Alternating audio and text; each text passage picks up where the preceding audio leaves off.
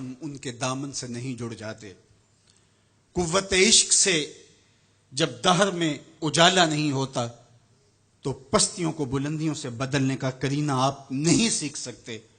نام محمد کو تھام کر کے، امت کی وحدت کے تصور کو اجاگر کر کے، حضور کا پاکیزہ وجود جو امت کی وحدت کا ضامن ہے، اس سے بے لوث محبت کا رشتہ اور الفت کا ربط جب تک مضبوط نہیں ہوتا، تب تک ہم ان مشکلات سے کبھی بھی نہیں نکل سکتے. ہزار فلسفے تراش لیں، ہزار منطقیں بگھار لیں، لیکن کوئی نتیجہ نہیں ہوگا.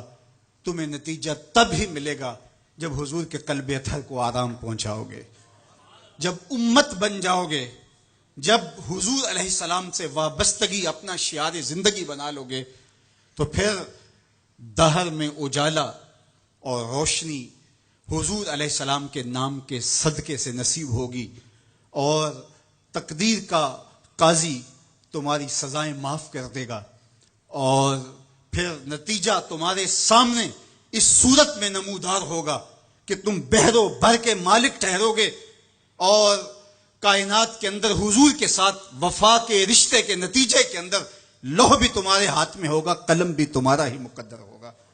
لیکن شرط یہ ہے کہ تم صحیح معنی کے اندر امت بن جاؤ. وَأَنْتُمُ الْأَعْلَوْنَ إِن كُنتُم مُؤْمِنِينَ. یہ میرے رب کا وعدہ ہے، اور میرے رب کے وعدے سچے ہوتے ہیں.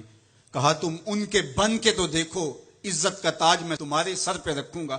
یہ تمہاری غلطیوں کی تمہیں سزا دی جا رہی ہیں، عزتیں تمہارے لیے ہیں، وقار تمہارے لیے ہے، لیکن شرط یہ ہے کہ تم میرے بھی بن جاؤ، میرے رسول کے بھی بن جاؤ.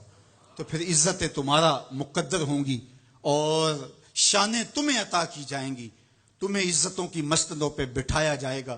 شکوے کی زبان کھلی تو لہجہ تلخ ہوا، اور اقبال بولا کہ صفائے دہر سے باطل کو مٹایا ہم نے، نوع انسانی کو غلامی سے چھڑایا ہم نے.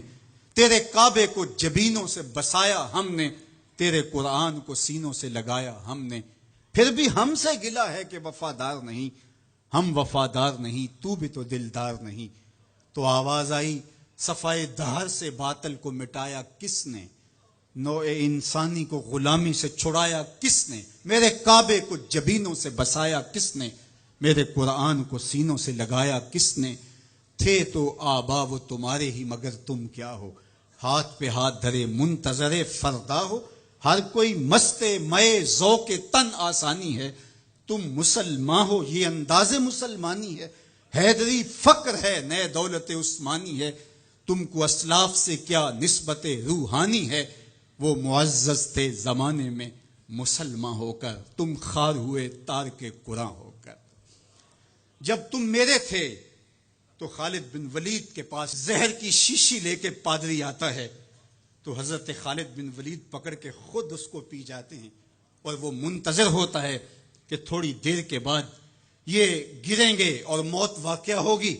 لیکن معمولی پسینے کے بعد حضرت خالد بن ولید کھڑے ہو کے کہتے ہیں میرے رب نے موت نہ لکھی ہو تو موت نہیں آ سکتی.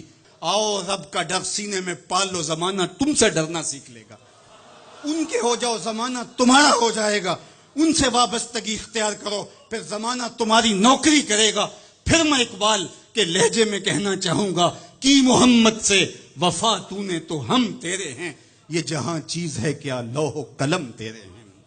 پھر کائنات تمہاری باج گزار ہوگی، تمہاری دہلیز کی لونڈی ہوگی، زمانہ تمہارا نوکر ہوگا. شرط یہ ہے تم امت بن کے دکھاؤ. تم نے امت بننا ہے، تم نے رسول اللہ کا غلام بننا ہے. تمہارا لب و لہجہ بتائے ہم حضور کی امتی ہیں، تمہارا طرز زندگی بتائے تم حضور کی امتی ہو، تمہارا کردار بتائے تم ترازو پہ کچھ تول رہے ہو، تو لوگ دوسری طرف بھی منہ کر کے کھڑے ہو جائیں یہ غلط نہیں تول سکتا، یہ امت رسول ہے. تم بول رہے ہو، لوگوں کو یقین ہو کہ یہ جھوٹ نہیں بول سکتا، یہ رسول اللہ کا امتی ہے. تمہارا طرز زندگی بتائے میں امت رسول ہوں. تمہاری وحدت، تمہارا زور ہے، تمہاری طاقت ہے، تمہاری توانائی ہے.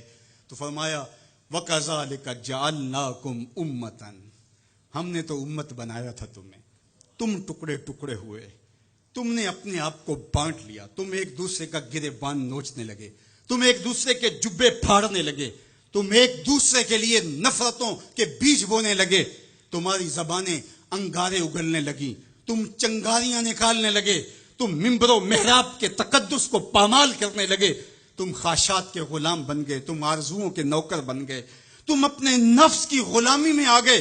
تم تو غلام تھے آمنہ کے لال کے، تم نے کب سے نفس کی غلامی اختیار کر لی، تم کب سے خواہش کے نوکر بن گئے، تم کب سے نفس کے بندے بن گئے۔ پھر تمہیں ذلیل نہ کیا جاتا تو اور تمہارا علاج کیا ہے؟ تقدیر کے قاضی کا یہ فتویٰ ہے، ازل سے ہے جرم ضعیفی کی سزا مرگ مفاجات۔ یہ تقدیر کا فیصلہ ہے۔ عبد القادر روحیلے نے جب ملک تیمور کو قید کر کے اس کی آنکھیں نوکے خنجر سے نکالی اور اس کی حرم کی بیٹیوں اور بہوؤں کو بہنا ناچنے پہ مجبور کیا، لیکن ایک دم نہ جانے اس کو کیا خیال آیا، اس نے سارا اسلحہ اتار کے پھینک دیا اور چارپائی پہ لیٹ کے خراٹے لینے لگا، لیکن وہ بیٹیاں برابر ناچتی رہیں۔ تو عبد القادر روحیلہ کھڑا ہوا اور اس نے کہا کہ میں ایک سپاہی ہوں اور اس حالت کے اندر اسلحہ اتار کے خراٹے لینے لگ جانا یہ ایک سپاہی کی شان کے لائق نہیں ہوتا، یہ میرا تکلف تھا، یہ میری بناوٹ تھی۔ مجھے خیال آ گیا کہ میں نے بہت زیادتی کی ہے اور میں یوں لیٹا۔ میرا خیال تھا کہ تیمور کی کوئی بیٹی میرے ہی خنجر سے میرا گلا چیر دے گی، لیکن اس کے باوجود تم برابر ناچتی رہیں۔ حمیت نام تھا جس کا گئی تیمور کے گھر سے۔ اس نے کہا کہ اب میں حق بجانب ہوں جو میں نے آپ کے ساتھ کیا، اس لیے کہ میرے خنجر کو پڑا ہوا دیکھ کے اور مجھے خراٹے لیتے ہوئے دیکھنے کے باوجود بھی جب تم ناچ رہی ہو تو پھر میں نے غلط نہیں کیا۔ تمہارا علاج یہی تھا، جب ہماری بیٹیاں غیروں کے نرغے میں ہوں، جب ہمارے گلے چیرے جا رہے ہوں، جب شام اجڑ رہا ہو، جب برما میں آریوں کے ساتھ انسانی اعضاء کاٹے جا رہے ہوں، جب بغداد کے اندر اس امت کی شہزادیاں بھیک مانگنے پہ مجبور ہوں، تو مجھے بتاؤ اس زمانے میں بھی ہم ایک دوسرے کے گریبان نوچیں گے؟ تو پھر جو ہمارے ساتھ ہو رہا ہے یہ ہماری سزا تھی، ہمیں امت بنایا گیا تھا، ہم نفس کے غلام بن گئے، ہم خواہشات کے نوکر بن گئے۔ تو میرے رب نے کہا وَكَذَلِكَ جَعَلْنَاكُمْ أُمَّةً۔ دوسری بات وسطا، تمہیں امت وسط بنایا۔ امت وسط اس کے 3 معنی امام قرطبی نے کیے ہیں، باعظمت امت، باکمال امت، اور تیسرا معنی معتدل امت۔ عظمت کے جس معراج پہ تمہیں بٹھایا تھا وہ کسی اور کا مقصوم نہیں تھا۔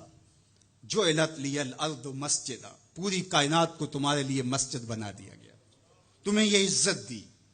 حضور نے فرمایا میں آخری نبی ہوں، وانتم آخر الامم، اور تم آخری امت ہو، پس خدا بر ما شریعت ختم کر، بر رسول ما رسالت ختم کر۔ ہمیں آخری امت بنایا گیا۔ کنتم خیر امت اخرجت